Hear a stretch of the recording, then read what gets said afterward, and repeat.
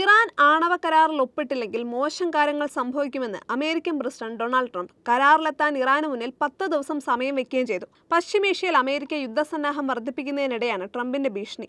അമേരിക്കയ്ക്ക് മറുപടിയായി ഇറാൻ പശ്ചിമേഷ്യൻ കടലിൽ നാവികാഭ്യാസം ആരംഭിക്കുകയും ചെയ്തിരുന്നു.